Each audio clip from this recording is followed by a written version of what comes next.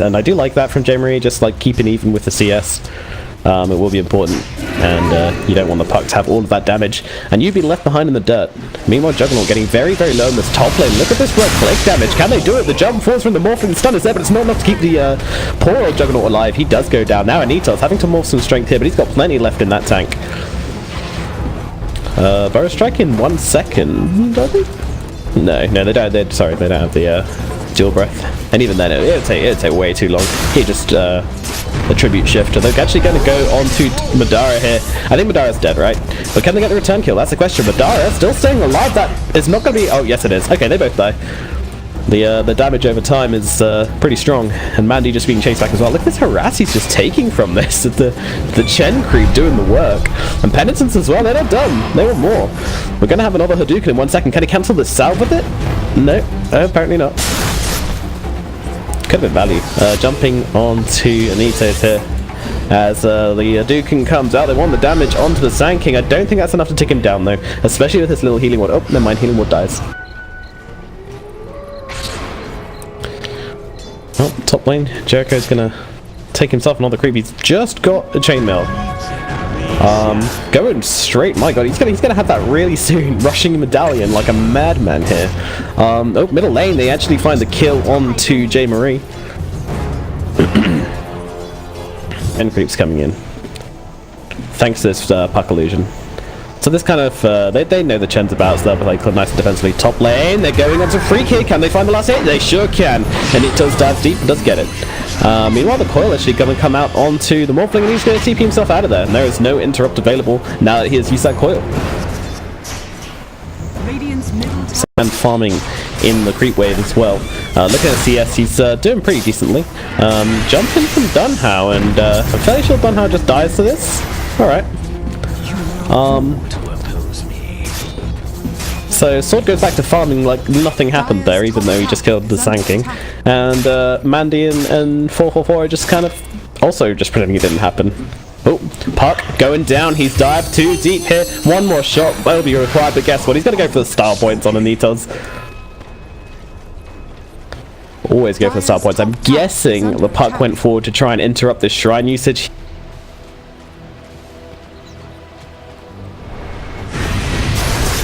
Meanwhile, in bottom, they use a dual breath onto Sword, trying to chase him down. The bow strike as well. They will be able to find that kill. So finally they get a kill on this Venomancer. Dunhow manages to pull it together this time. Oh, top lane though. The Pit of Malice is out. Freak. I don't think he wants to fight this with this medallion. Look at the physical damage. I mean, he pulls up that Hood of Defiance, but there's not the magical damage. Making an aggressive start to this game. They've left the Venomancer at bottom to try and defend, but now the Bow Strike coming out, and the Dual Breath as well, and the Omni Slash. They are committing for this kill, and the TP just goes, you know what, mate? I think you're dead. So, top lane. They do take the tower. Middle lane. They do a lot. Prophet really wants to put the final blow on here, and with Jericho helping out, looks like they will be able to do that. Hello, the defense is here. 3 heroes come, and Ray are actually jumping in on this. The stuns are available, but does actually miss. Now the coil is out. Witch Doctor is going to try and go for the TP. Do they have a bit of malice? No, they do not, but he does die in base thanks to that coil. Now the Burrow Strike onto Death Prophet. She has to be careful there. She's going to throw out as many Spirit Siphons as she can as she runs away, but Ray jumping forwards with the silence. Now, smokes up. Into the middle lane we go. Who can they find? The silence is up onto the Underlord and the Malediction as well, but the coil is there. Now the Burrow Strike comes out, so the ultimate crumb, the Omni Knight comes through, and they managed to kill the Death Prophet as well. Jesus, the Omni Knight? I meant the Omni Slash. Jesus. Okay. Alright. Sorry guys, first game of the day, still warming up.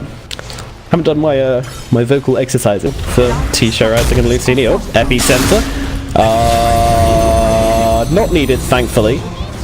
But, maybe he knew that he didn't need it, so he just ran out and cancelled the Epi and just went for the Burrow Strike instead. We're gonna say it was that, guys. We're gonna say it was that. Please. Please no flame. Dunhow. Yeah, he's dead. So, don't need an analyst to work out that one. He just gets taken down. Meanwhile, Ray are going to try and kill some creeps in the backlines. This is quite brave, though. But Ray is just going to play with him. Throws down the coil. He's going to have to wait 2 seconds for this illusionary orb, but it might be enough to help him get away. Interesting jump from him. I would have suggested maybe going deeper into the trees here, but I guess they would have found him anyway. And now with the Plague Wards, I mean, he's just making time here. Meanwhile, up at top, The Jakiro was trying to be a bit cheeky, but didn't quite work out, and it might be another tier 1 for Luccini right now. Dire's middle tower is under attack. Radiant structures are fortified. Looks that way. Dire's middle tower has Middle tower does go down Radiant's to bottom TSHOW, tower but is under attack. in comes TSHOW as well. No epicenter available, as we well know. But the creep army is mobile. It's going. The Epitomize will slow them down just about. I think that might save TSHOW's life. Where's that bow strike? 1 second. He's going to jump forwards here.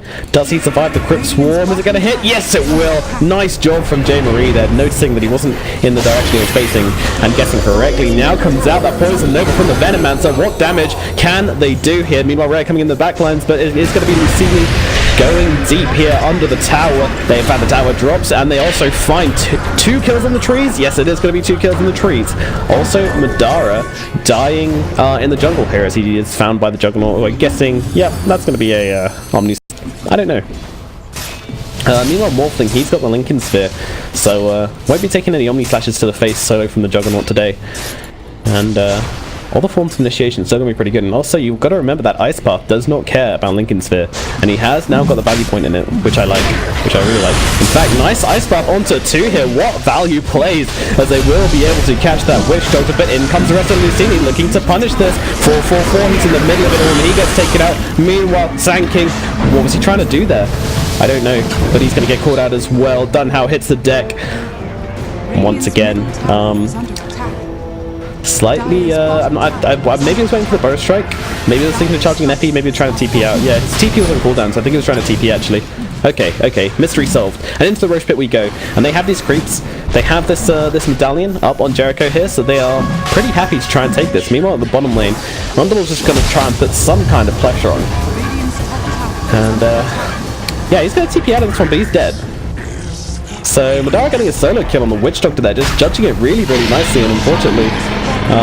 And now Roshan going beside the Luccini as well, so very strong early game for them. 6k advantage, they have an Aegis. They've taken kill after kill, but you still got a little army of golems.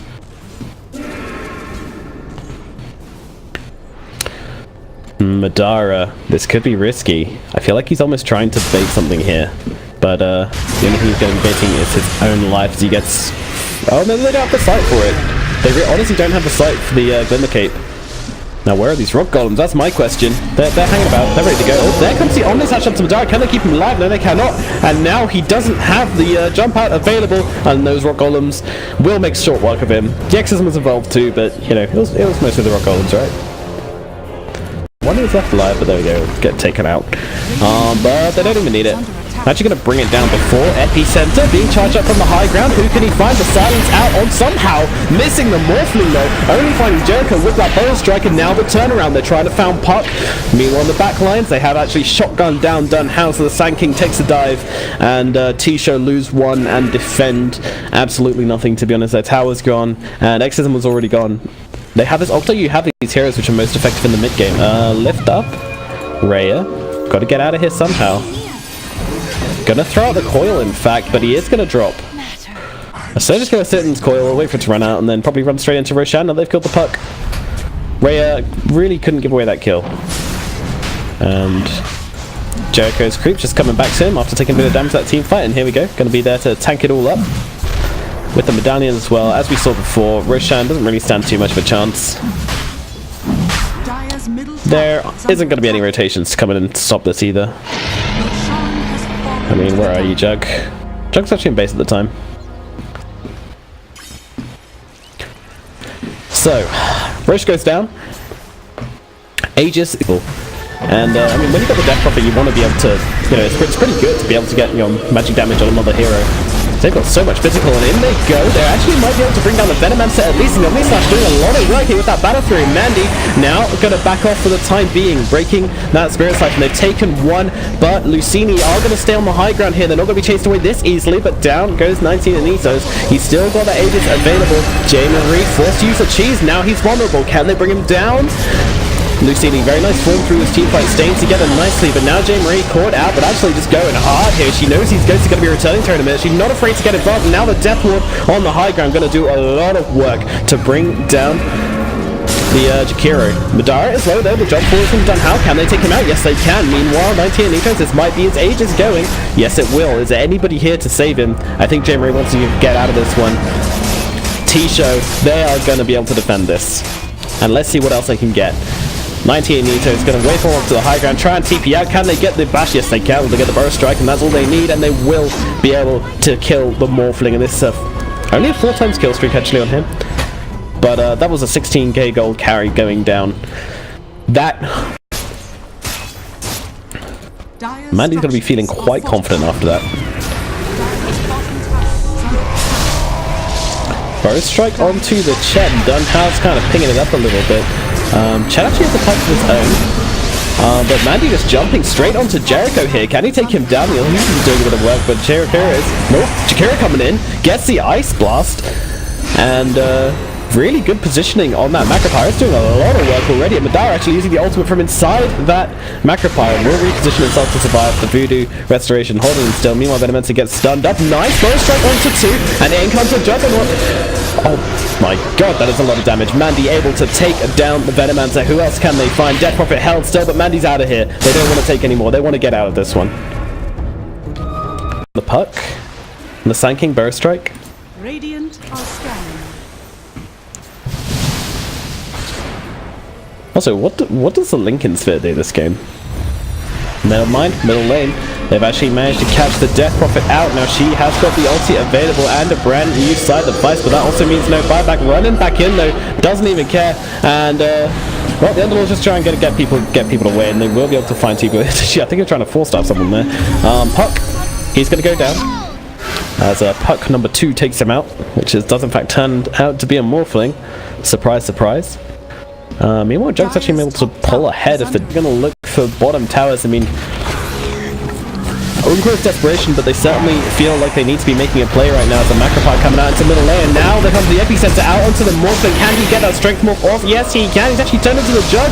This could be tricky for him, though. There we go, actually turning back into the Morphling so that he can morph that strength. He's getting very, very low there, though. Pitamalis is out, and Burst Strike onto the Venomancer. Can they take him down? Follow up with the Ice Path. Can they bring him down? He's taking down to the Firestorm as well. Mirror's Right clicks are going to be enough to take him out.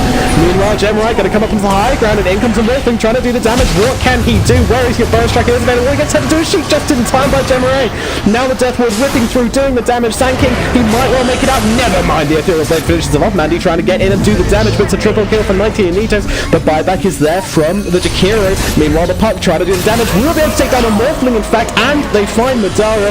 J-Marie, last one alive on the side of Luccini. Other than Chen, who is trying to make his way into this fight. She throws herself up to the air. She has got the side available, will use it onto the Juggernaut to try and keep herself alive. They turn their attention to Jericho. They will take him down, and J-Marie is survived. The only survivor on Luccini, but they did manage to take the top middle racks. They didn't take this tower at bottom. The Ghosts couldn't do it on their own. Bottom one. Go to somewhere else. They do find the courier in the end, and oh, that goes the Epicenter. It is cancelled. Crimson Guard out from TSHOW, and they're just going to try and get out of this one. Can they bring them in? Yeah, it looks like they can. And actually, but they give up Roche for this.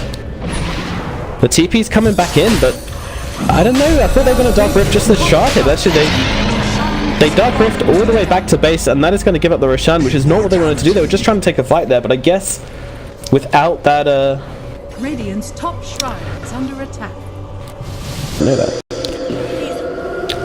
So they're all gaining a bunch of magic resistance, actually. That's interesting. Alright, so here we go. Here comes the Epicenter, but those folks are doing a certain amount of work here. In comes the Omni Slash. What can they do? The Chen here comes out. How much damage can they do? Mandy on the backline is trying to finish off. Sword can do it. There is no Venomancer. He did get the ulti off. Now the Burst Strike through onto J-Marie. He has got that cheese, will use it with the Refresh Shadows inventory now if he wants to use it. He's got also the BKB just coming out to him. This is a perfect timing for him, running through, trying to take down some heroes. The Dark Rift is used. Meanwhile, Mandy... Well, that's not Mandy at all. That was, in fact, the Morphling in disguise. And the second Exorcism being used by J-Marie now. Thanks to that Refresher Shard. And Mandy coming forward for J-Marie. Pops the BKB for the second time, running forward, just using those siphons to take away their health. Jakiro, he's going to go down. TSHOW, what do you do? Jumping in, just trying to find the quick kill there. Mandy will blink in and be able to find that kill. What else can you do? Your base is falling. You need to force them out somehow, but they still have the Aegis on the Morphling. They haven't been able to take that Aegis, and now Juggernaut side up. Can they find this kill? Morphling, he is rooted, so can't get involved just yet, but now jumping forwards. Wants to try and kill that Juggernaut, but actually goes down himself. The Dagon from Rhea takes down the Aegis, but he has got a second life available. Mandy. I know, they're just focusing on the Ancient. They're just trying to finish the game off. Meanwhile, Sword and Chen doing as best they can. Juggernaut is trying to deal with them. They're just kind of kite around the Ancient. Can they bring it down? It's getting low. It's getting low. It drops.